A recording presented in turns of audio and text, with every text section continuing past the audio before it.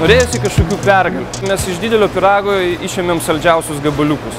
Mes neėmėm kaip visos sistemos, o ėmėm tik kelis elementus. Daug kasdieninių smulkių pakitimų, kurie mums duodavo gana apčiuopimai jauslius efektus, kurie atsistodavo ir į našumo eilutes, ir į galutinę mėgstamą pelno eilutę. Paskutinius kelis metus mes matom, kad mūsų sparčių pergalių žygis, jisai aplėtėjo, mes į kažkokią platų fazę atėjome ir pradėjom nagrinėti, kas kur kaip yra. Pasižiūrėję, pamatėm, kad vis dėlto, kad tas lynas būtų sėkmingas, reikalinga sistema, reikalingi tie visi privalomi elementai, privalomos atributikos, tai kas jau ir ta geriausia praktika, kuri yra.